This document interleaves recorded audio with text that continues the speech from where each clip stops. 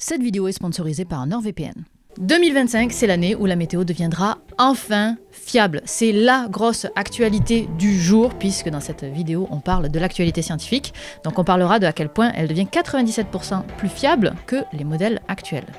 Et on enchaînera ensuite avec une actualité qui a fait beaucoup parler dans les médias, assez mal communiquée. On a fait croire que l'on pouvait se faire vacciner avec une crème sur la peau. On va vous expliquer le cœur de la recherche et surtout pourquoi il ne vaut mieux pas tirer des plans sur la comète. Comme souvent avec l'actualité scientifique. Ouais, encore en 2025. Encore en 2025, ça ne changera pas. Et on terminera avec le chiffre du jour à propos d'une baleine qui vient de faire pas mal de kilomètres, qui vient de parcourir une bonne partie de la planète. Et on a cette information-là grâce à de la science citoyenne, grâce à vous, grâce à nous. Et on en profite pour vous souhaiter une très bonne année 2025. Bonne année Viviane. Bonne année Thomas, bonne année à vous. Et assez jasé. Ouais, let's go. On attaque avec la première actualité, l'actualité waouh de début 2025 ou de fin 2024, puisque ça a été paru à la fin de l'année 2024. On parle de la pluie et du beau temps, mais pas parce qu'on n'a rien à se dire. Au contraire, on a beaucoup de choses à se dire. Beaucoup. On parle d'un outil qui vient tout juste de sortir, que les chercheurs ont appelé GenCast, et qui a fait l'objet d'une publication dans la revue Nature. En fait, là, je te parle d'une façon de prévoir la météo jusqu'à 15 jours à l'avance, avec une vitesse et une précision assez impressionnantes, même pour des événements extrêmes comme les cyclones ou les vagues de chaleur extrêmes, par exemple. Oui, alors 15 jours de prévision, on est habitué à ça, mais 15 jours de prévision fiable, c'est là qu'on est un petit peu moins habitué. Ouais. Donc on a hâte de voir ça. Et pour comprendre la puissance de cet outil, on va revenir un petit peu en arrière et on va essayer d'expliquer un petit peu l'extrême complexité des prévisions météorologiques. Et c'est d'ailleurs pour ça que la fiabilité, on râle souvent après la fiabilité de la météo. C'est parce que ce sont des phénomènes qui sont extrêmement complexes, qui se produisent à l'échelle de la planète, mais qui ont des influences locales, par exemple en fonction de la topologie du terrain, par exemple. C'est des phénomènes qui sont en constante évolution, qui sont dynamiques, des modèles dynamiques ou des modèles statiques, c'est pas du tout la même chose. Et avec beaucoup de variables. On connaît la température, la pression, c'est plus complexe que ça, évidemment. Oui, puis aujourd'hui, la façon dont les modèles actuels classiques de prédiction météo fonctionnent, c'est qu'ils vont se baser sur des modèles mathématiques qui vont simuler les lois connues de la physique qui régissent l'atmosphère terrestre. Je te donne deux exemples. On sait que l'air froid a plutôt tendance à descendre car il est plus dense que l'air chaud. Un deuxième exemple, on connaît aussi les conditions idéales pour que un nuage donne de la pluie ou de la grêle, etc. Enfin, tout ce type d'exemples-là, tout ce type de lois sont intégrés dans des modèles. Oui, et ces modèles-là, après, ça crée il faut faire des calculs à partir de ça, donc via des supercalculateurs, des super ordinateurs qui sont très puissants, qui sont aussi très énergivores. Et on est capable de traiter, trier, organiser toutes les données provenant de satellites, de stations météo, avec les différentes variables auxquelles on a accès, et on les intègre dans ces modèles-là pour émettre les prévisions. Et ces prévisions, derrière, elles sont analysées par des humains qui détermineront le scénario le plus probable et qui les communiqueront ensuite à la population de la manière la plus claire possible. Aujourd'hui, à Montréal, il fait... -6. -6 degrés. Avec l'accent du sud de la France, ça ne marche pas. Et sur le site de Météo France, vous pouvez aller voir, on vous mettra le lien directement en description. C'est assez clair comment est-ce qu'ils fonctionnent. Et très très bien fait, ouais. Ils expliquent en fait leur méthode de prévision du temps et de la météo selon deux méthodes. Et je vous parle de la première qui est une méthode dite déterministe. C'est-à-dire que à partir de toutes les données collectées qu'on a, on peut faire une prédiction. Par exemple, il fait tant de degrés à ce moment-ci de la semaine, un gros nuage saturé à 99% d'eau se déplace à telle vitesse, vers telle montagne, avec une telle direction, et donc, dans 5 heures, il pleuvra. C'est un exemple. Oui, c'est fictif, c'est juste pour vous donner une idée. Mais le problème de cette méthode déterministe, c'est que ça n'intègre pas toutes les incertitudes, la probabilité. Il y a des choses qui peuvent changer, évidemment. Et donc, ils emploient une seconde méthode, qui est la méthode de prévision d'ensemble. Et là, ce qu'ils vont faire, en fait, c'est qu'ils ne vont pas réaliser une seule modélisation, ils vont en réaliser plusieurs. Et ils vont prendre les mêmes variables initiales dont on a parlé, mais ils vont les changer un tout petit peu. Et puis, ils vont voir si... en simulant tous ces différents scénarios à partir de valeurs initiales un petit peu modifiées, est-ce qu'ils convergent vers le même résultat? S'ils convergent tous vers le fait qu'il va pleuvoir, on sera assez certain que il va pleuvoir. Ouais, puis ça, c'est les fameux indices de confiance qu'on voit dans les bulletins météo en général. Vous avez toujours un chiffre éventuellement, en tout cas je ne sais plus trop exactement comment ça se passe actuellement, mais je me rappelle que dans les bulletins météo, on voyait ce chiffre-là apparaître, qui donne une idée de est-ce qu'on peut croire ou pas ce qui va se passer la fin de semaine prochaine, le week-end prochain. Donc toujours intéressant d'avoir ce genre d'informations-là. Oui, puis donc, ça d'ailleurs, ça n'existait pas quand on était petit, il me semble, les indices de confiance, c'est arrivé un petit peu plus tard. Ça montre l'évolution des prévisions météo. Je suis un grand fan de météo, par exemple. Sur mes lives, je fais toujours le point météo. Okay. Et j'adore les indices de confiance. C'est toujours le fun de savoir à quel point la probabilité de précipitation, est-ce que ça pourrait apparaître ou pas. Genre. D'accord. Donc en tout cas, bref. Non, mais c'est bien d'avoir des passions. Et on juge pas les passions, mais... Ah non, je juge pas, j'ai dit que c'était bien. Bref, tout ça, c'est plein de données qui arrivent, qui viennent de plein d'endroits différents. Mais c'est une énorme machine à gaz. C'est le plus gros problème de ces prévisions météo-là, c'est que c'est une machine à gaz. Ce qui se passe avec GenCast, et c'est la nouveauté en fait de cet algorithme-là, c'est que c'est le premier outil d'intelligence artificielle à proposer une prévision d'ensemble, comme tu disais tantôt, donc qui prend en compte tous les différents multiples scénarios potentiels, contrairement aux outils d'IA actuels qui ne prennent pas en compte ça et qui existent actuellement sur le marché. Et c'est pour cette raison que la nouvelle a un impact quand même assez important. Oui, et c'est DeepMind, la branche de Google spécialisée dans l'intelligence artificielle, qui est derrière ce modèle d'intelligence artificielle. C'est vraiment le premier de ce genre. Absolument. Et puis ce qu'il faut bien comprendre, c'est que l'outil GenCast n'a pas été inventé de toutes pièces, puisque comme tout outil d'IA, tout outil d'intelligence artificielle, il faut des décennies pour avoir une grosse quantité de données et donc apprendre à l'algorithme comment se comporter. Dans ce cas-là, on parle de 4 décennies de données historiques qui proviennent du Centre européen pour les prévisions météorologiques à moyen terme. De 1979 à 2018, toutes ces données-là ont permis de le former. Et donc, sans le travail des météorologues, pendant des décennies et des décennies, ce modèle n'aurait jamais pu voir le jour. Oui, et donc là, on a dit en préambule que c'était plus fiable. Ouais. Mais à quel point est-ce que c'est plus fiable ? Ils ont fait le test, Viviane, tu penses bien qu'on est un peu plus loin encore. Ils ont pris les données de 2019 cette fois-ci et ils ont comparé ce que GenCast aurait prédit par rapport à ce que les modèles classiques ont prédit. Donc ça, ils ont fait en sorte d'imaginer qu'ils étaient en 2019 mais qu'ils ne savaient pas ce qui allait se passer alors qu'ils savaient ce qui allait se passer. Exact. Et ils ont évalué si GenCast aurait été meilleur. C'est ça. Donc ils ont comparé les deux façons de faire. Résultat, GenCast a battu le Centre européen dont je vous parlais tantôt, 97% du temps sur la précision des prévisions, notamment en ce qui concerne les chaleurs, les froids, les vents extrêmes, la trajectoire des cyclones tropicaux. Il a donc surpassé les modèles actuels qui, eux, sont strictement basés sur les lois de la physique. 97%, on s'entend pour dire que c'est loin d'être anecdotique, c'est quand même un chiffre important, donc c'est assez prometteur comme outil. Ouais, ça semble vraiment majeur. Il y a d'autres avantages importants qui ne sont vraiment pas à négliger, au-delà de la précision des prévisions. Le premier, c'est que c'est extrêmement rapide. En 8 minutes, ils arrivent à générer la prévision pour 15 jours, alors que les modèles actuels, on parle de plusieurs heures à faire tourner les machines pour faire les calculs. Donc ça veut dire que ça utilise moins de ressources pour arriver à avoir ces prévisions-là. Et donc ça, c'est à noter parce qu'en général, quand on parle d'intelligence artificielle, c'est souvent un problème environnemental, ces intelligences artificielles, tellement c'est énergivore. Et là, en tout cas, dans la génération du calcul même, on est dans quelque chose qui est moins énergivore. Donc, très intéressant. Deuxième grand point, c'est que c'est accessible à la communauté. DeepMind a publié le code et les paramètres derrière l'outil GenCast pour une utilisation non commerciale. Donc ça veut dire que les chercheurs et les institutions du monde entier peuvent y avoir accès, et pourquoi pas même l'améliorer pour aller au-delà de ce 97% ou en dessous des 8 minutes pour prédire la météo. Absolument, ça c'est une bonne nouvelle pour la science ouverte. Et on garde aussi en tête quand même que c'est un outil qui complète les approches actuelles, qu'on n'est pas dans une dynamique de remplacer ce qui existe aujourd'hui. GenCast, on le rappelle, reste dépendant des données issues des modèles physiques pour son entraînement. Donc l'idée ici, c'est bien d'améliorer la qualité des prévisions météo pour mieux alerter lorsque des événements extrêmes se produisent. Puis on sait avec l'urgence climatique que ces événements-là vont se répéter, être de plus en plus intenses. En tout cas, maintenant, vous savez que ma passion pour la météo est vraie, donc j'ai hâte de voir ça dans les prochains bulletins météo, éventuellement GenCast, prédit par GenCast, ça pourrait être intéressant en tout cas. Vous penserez à nous la prochaine fois que vous verrez un bulletin météo. Petite pause pour vous parler du sponsor de cette vidéo, NordVPN. Un VPN, vous le savez probablement déjà, c'est une façon de faire croire à Internet qu'on est à un endroit où on n'est pas réellement.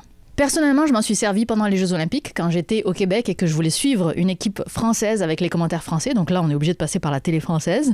Je m'en sers aussi quand je suis en voyage à l'étranger et que je veux me faire livrer mes courses pile au moment où je rentre de voyage. Mais souvent, les sites des épiceries ne sont pas disponibles depuis l'étranger, donc avec le VPN, j'y arrive.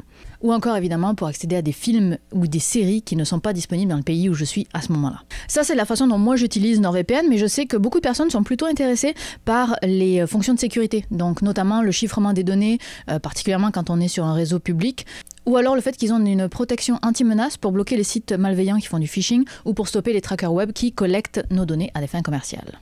Si ça vous intéresse d'avoir ce service, vous pouvez toujours l'essayer, voir si c'est pour vous. Et si au bout de 30 jours vous n'êtes pas satisfait, vous serez remboursé tout simplement. Et sachez que ça fonctionne jusqu'à 10 appareils en même temps. Allez sur nordvpn.com/syllabus et vous aurez accès à 4 mois d'abonnement supplémentaire si vous prenez un abonnement de 2 ans. nordvpn.com/syllabus.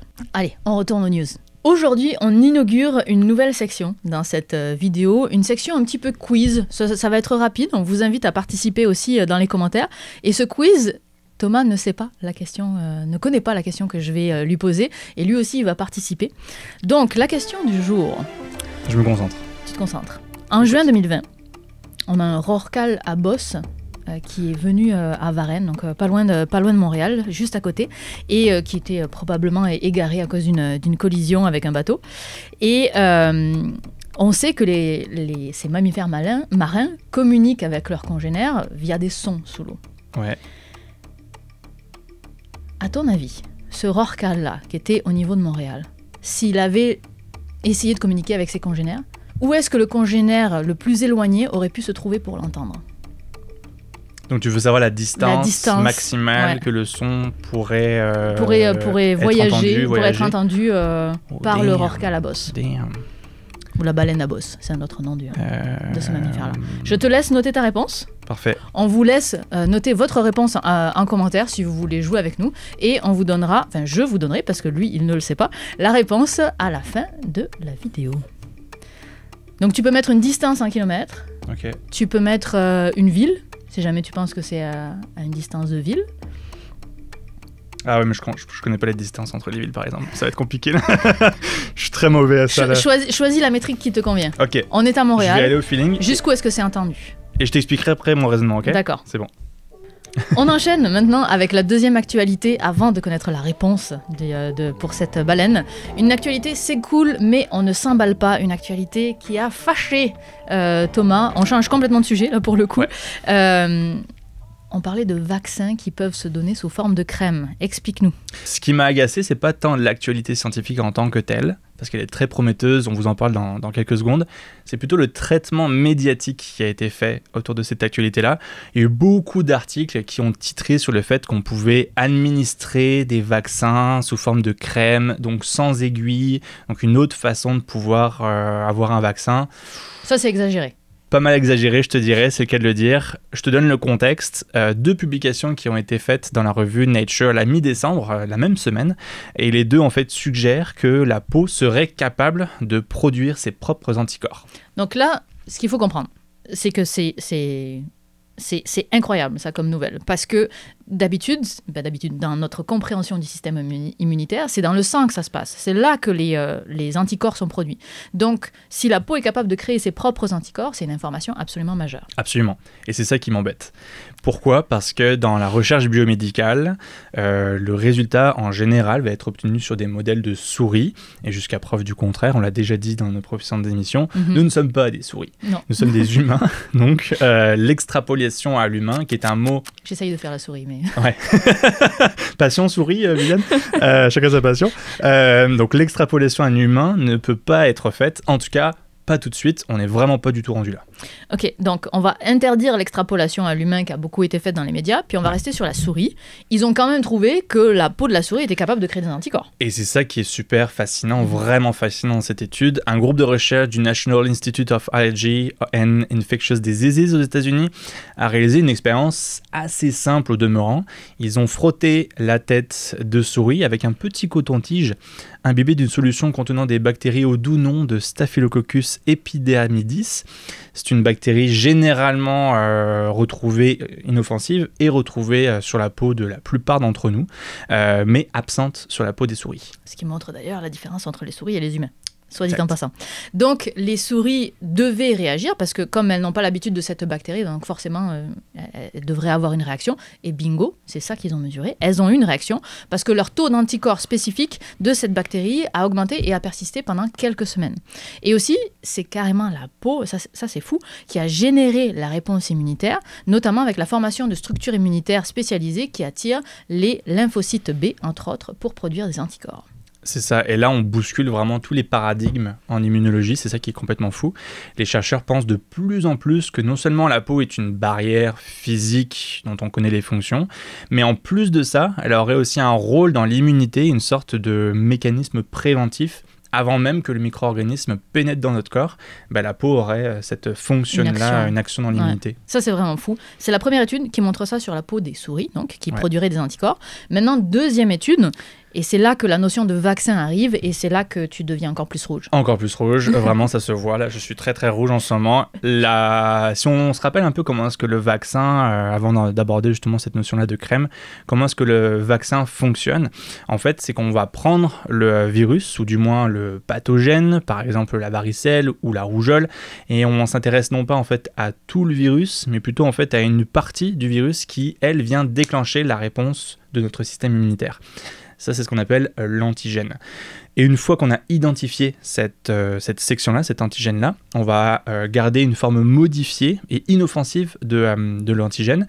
Et c'est elle qu'on va ensuite injecter dans notre corps, au système immunitaire, pour lui permettre d'apprendre, de mémoriser, de bien se comporter lorsque le pathogène va vraiment être là pour de vrai dans notre corps. En général, ils sont injectés à l'aide d'une aiguille dans le bras. L'expérience est en général pas très agréable. Sur une échelle de 0 à 10, on est sur un -1000 côté plaisir. Et donc, il pourrait y avoir un espoir pour une autre forme d'administration. Le -1000 quand même, quand on y pense. On arrive à être vacciné contre des maladies avec juste une petite injection, c'est quand même fou. Absolument. Merci Pasteur. Merci Pasteur, exactement. Bref, dans ce second papier en question, lui aussi publié dans la revue Nature, les chercheurs, ce qu'ils ont fait pour essayer de montrer l'aspect crème, on va dire, de ce vaccin, c'est qu'ils ont modifié génétiquement la même bactérie que dans l'étude précédente, ils ont pris la même, et cette fois-ci, ils ont fait en sorte qu'elle soit capable de présenter à sa surface un antigène différent, celui d'une partie de la toxine responsable du tétanos. Donc là, on a une chimère, on a une bactérie qui a une tête de tétanos, c'est un peu étrange.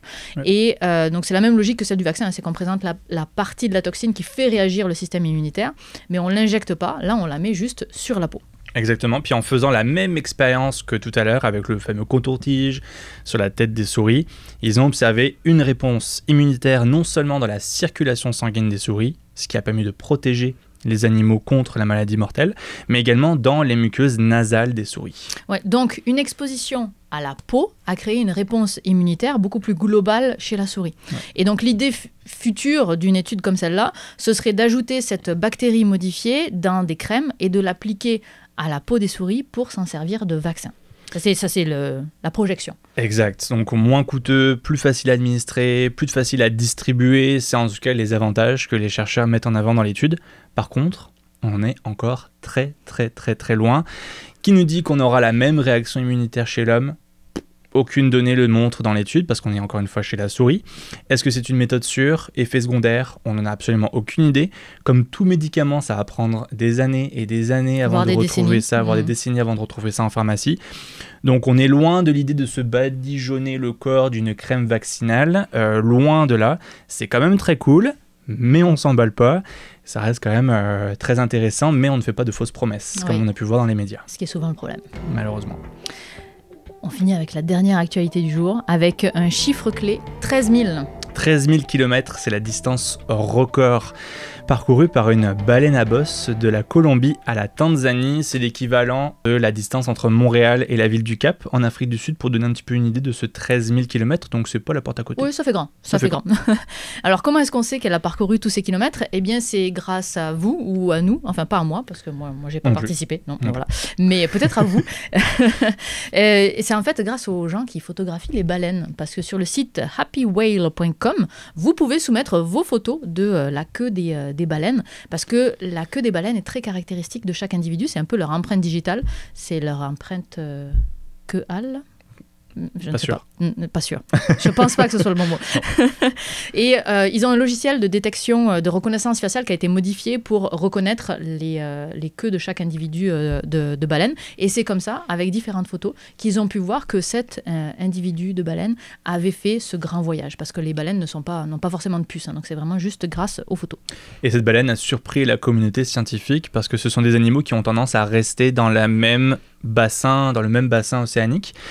L'hypothèse, ce serait que cette baleine soit un mâle solitaire à la recherche de partenaires éventuellement.